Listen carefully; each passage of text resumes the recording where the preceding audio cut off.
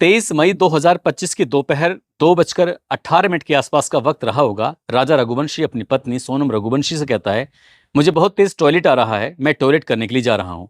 जहां वो खड़े थे वहां पार्किंग स्थल है, पार्किंग स्थल में ही एक टॉयलेट था।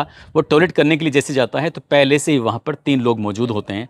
उनमें से एक व्यक्ति ने मौका पाते ही अपने हाथ में दाव होती है, यानी कि जिससे लकड़ियां काटी जाती हैं, एक के बाद एक 2 वार करता है। 2 वार करते ही राजा रघुवंशी की मौके पर ही मौत हो जाती है। इसके बाद उसकी डेड बॉडी को उठाते हैं और यहाँ से उठाने के बाद एक खाई में आराम से फेंक देते हैं और अपने अपने रास्ते निकल जाते हैं। हालांकि सोनम रघुवंशी इस कत्ल को नहीं करना चाहती थी, बल्कि वो करना चाहती थी अपनी ही जैसी कद काठी की एक और लड़की का कत्ल। इसके लिए काफ़ी दिनों से एक ऐसी ही लड़की की तलाश कर रहे थे। लड़की मिल नहीं पाती है, लेकिन इसी बीच में धीरे धीरे वक्त आगे बढ़ रहा था और शादी की तारीख नज़दीक आ जाती है। शादी से ठीक 11 दिन पहले वो अपने प्रेमी राज कुशवाहा के साथ पूरी कहानी बयां करती है। कहती है कि अब क्या करें। तब राज कुशवाहा कहता कि कोई दिक्कत नहीं है, परेशानी नहीं है, तुम शादी करो और उसके बाद तुम्हारे पति का हम कत्ल करेंगे। इसके लिए मेरे पास फुल प्रूफ प्लानिंग है।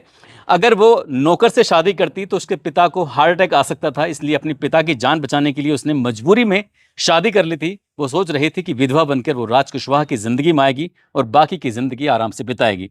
आखिरकार ये पूरा मामला क्या है, राजा हत्याकांड में शुरू से लेकर आखिर तक होता क्या है, आज की इस कहानी के माध्यम से ये जानने की समझने की कोशिश करते हैं। आदाब, नमस्कार, सत श्री अकाल। मैं उस्मान सैफी। आज की जो सच्ची घटना मैं आपको सुनाने जा रहा हूं, ये सच्ची घटना है मध्य प्रदेश के इंदौर शहर के गोविंद नगर इलाके की। दरअसल देवी सिंह रघुवंशी नाम का एक व्यक्ति जो कि बिजनेसमैन होते हैं, जिनका प्लाईवुड का अपना बड़ा कारोबार था, बड़ा काम था। बात कर रहा हूं साल 2022 की। साल 2022 की ये बात है। इसी बीच में एक लड़का जिसका नाम राज कुशवाहा होता है, उम्र जिसकी 16 साल के आसपास होती है, वो किसी व्यक्ति के कहने पर आकर प्लाईवुड की इस कंपनी में आता है और देवी सिंह रघुवंशी से आकर मुलाकात करता है। आकर हाथ जोड़ते खड़ा होता है। वो कहता है कि साहब, मुझे किसी ने आपके पास भेजा है, मुझे नौकरी की ज़रूरत है। उससे पूछा जाता है कि तुम इससे पहले क्या करते थे। वो लड़का बताता है कि वो कपड़ा मार्केट में काम करता था, साथ ही सुबह को अखबार का भी काम करता है, यानी कि घर घर में जाकर अखबार भी पहुंचाता था।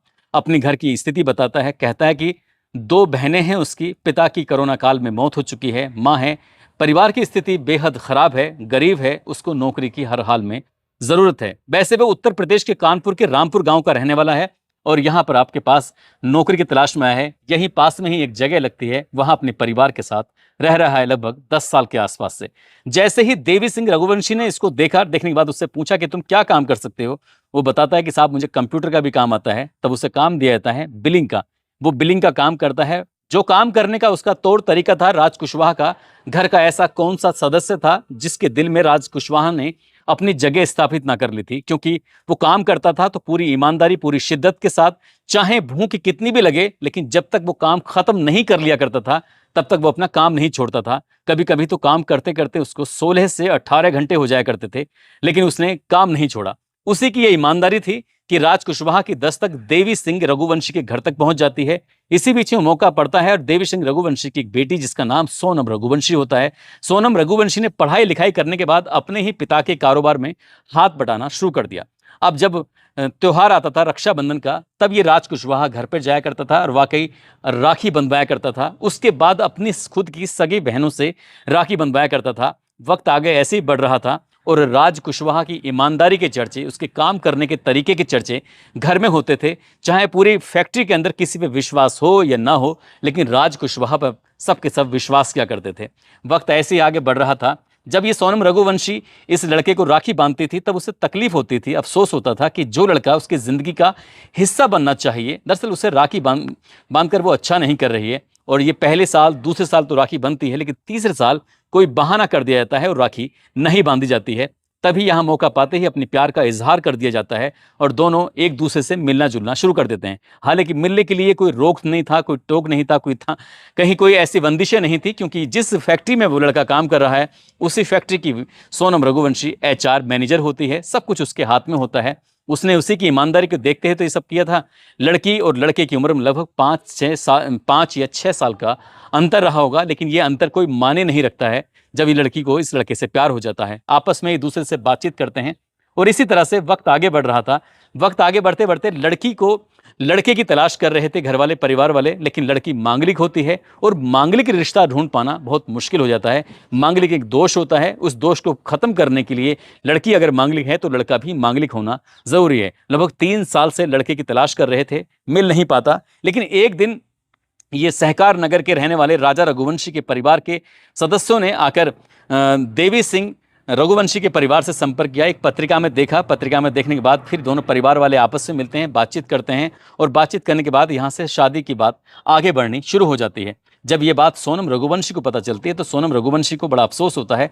वो समझ नहीं पा रही थी कि आखिरकार करे तो क्या करे।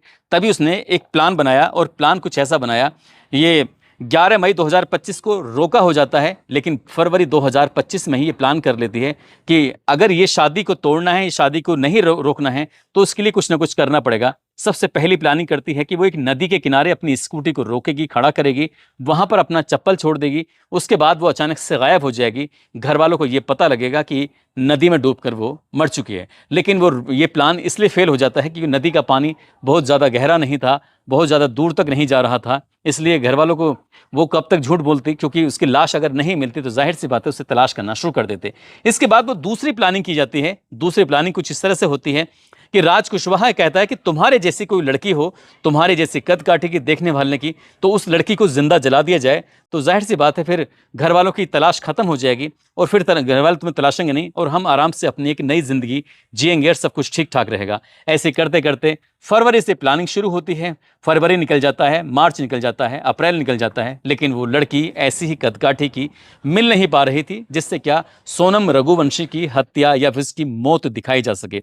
अब वक्त आगे बढ़ रहा था। 1 मई 2025 की वो तारीख थी। राज कुशवाहा और सोनम रघुवंशी आपस में मुलाकात करते हैं। मुलाकात करने के बाद अब प्लान बनाते हैं कि क्या करें। तब राज कुशवाहा कहता है कि दिक्कत परेशानी की कोई बात नहीं है, अब तुम आराम से शादी करो, क्योंकि तुम शादी अगर नहीं करोगी, अगर तुम्हारे पिता को ये बात पता चलेगी कि तुम एक नौकर से प्यार करती हो, उसी के साथ जिंदगी बिताना चाहती हो, तुम्हारे पिता को हार्ट अटैक हो सकता है और उसके बाद फिर दिक्कत हो सकती है। इसलिए तुम शादी करो और शादी के बाद कुछ नई प्लानिंग करते हैं, यानी कि तुम्हारे पति को ही रास्ते से हटा देंगे और सब कुछ ठीक हो जाएगा। कुछ इसी तरह की प्लानिंग थी। राज कुशवाहा ने अपने ही मौसी के लड़के से एक बात कही। विशाल से बात करता है। विशाल चौहान कहता है कि परेशान क्यों होते हो, हम तुम्हारी मदद करने के लिए तैयार हैं। विशाल चौहान ने अपने दोस्त आकाश राजपूत को पकड़ा और आकाश राजपूत ने आनंद कुर्मी को पकड़ा। यहाँ पर किसी भी पैसे की कोई लेन देन की बात नहीं थी, सिर्फ दोस्ती की दुहाई थी और जो रिश्ते की दुहाई थी। राज कुशवाहा के लिए कहा कि तुम्हारे लिए तो हम एक नहीं बल्कि कई कत्ल कर देंगे, तुम हमें बताओ तो सही आखिरकार करना क्या है। इसके बाद 11 मई 2025 को धूमधाम से राजा रघुवंशी की और सोनम रघुवंशी की शादी हो जाती है। सब कुछ ठीक हो जाता है, लेकिन जब शादी की वो पहली रात, जब सुहागरात की बात आती है, तब सोनम रघुवंशी अपने पति से एक वादा लेती है। कहती है कि तुम मुझे तब तक मत छूना, तब तक वैवाहिक बंधन में मत बन जाना जब तक माँ कामाख्या देवी की मैं दर्शन न कर लूं। जैसे पत्नी ने ये बात सुनी, उसने कहा मुझे कोई दिक्कत नहीं, कोई परेशानी नहीं है।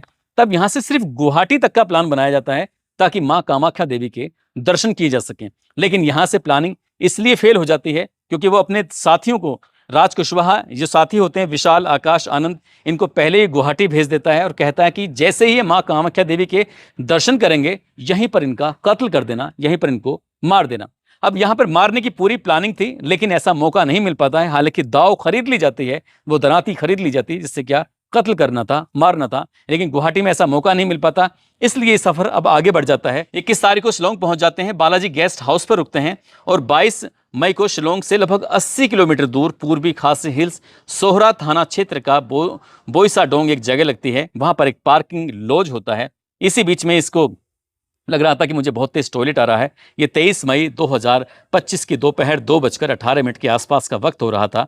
जैसे ही ये टॉयलेट की बात करता है तो टॉयलेट करने जाता है। यहाँ पहले से ही जो 3 कातिल थे, जिनको पहले से प्लानिंग दी हुई थी, राज कुशवाहा ने एक एक चीज़ के बारे में बताया था। अब ऐसे करना है, जब पहली प्लानिंग फेल होती थी, दूसरा तीसरा हमेशा एक प्लान एक्स्ट्रा तैयार रहता था। और वो मौका था पार्किंग स्थल के उस टॉयलेट में। जैसे वो टॉयलेट करने जाता है तो आसपास दूर तक कोई नहीं था। तब इन तीनों साथियों ने मिलकर, यानी सबसे पहले विशाल ने उस दाव से हमला किया था।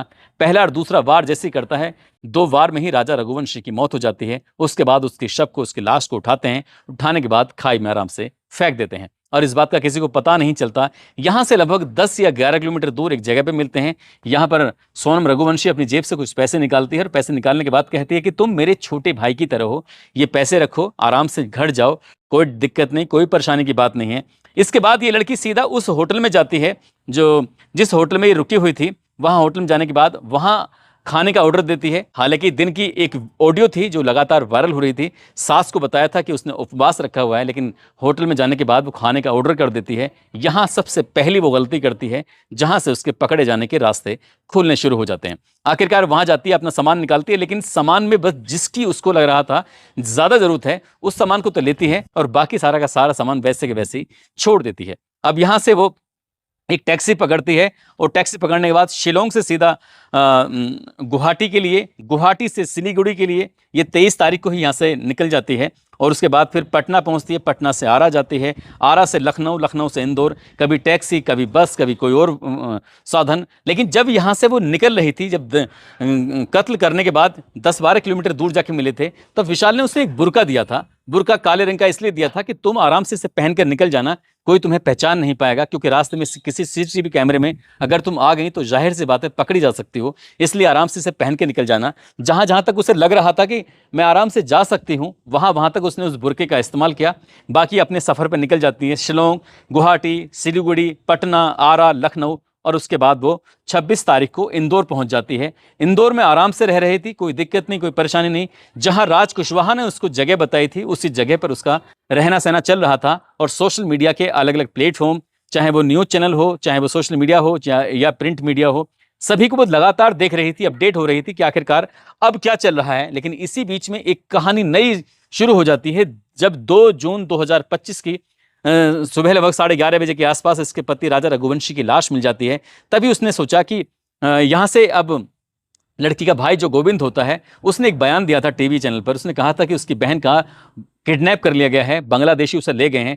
तभी उसने सोचा कि लगभग 600 किलोमीटर दूर यहाँ से सिलीगुड़ी पड़ता है, वो सिलीगुड़ी में जाकर एक कहानी पेश कर देगी। लेकिन उसे जाने का अवसर नहीं मिल पाता, मौका नहीं मिल पाता, और ये प्लानिंग भी उसकी फेल हो जाती है। अब ये आराम से उसी जगह पर जहाँ पर उसको छुपाया गया था वहाँ बैठी हुई थी। लेकिन पुलिस ने अब सर्विलांस की मदद से, और साथ ही पुलिस ने जो अपना काम करना शुरू किया था, वो पुलिस अपना काम कर रही थी।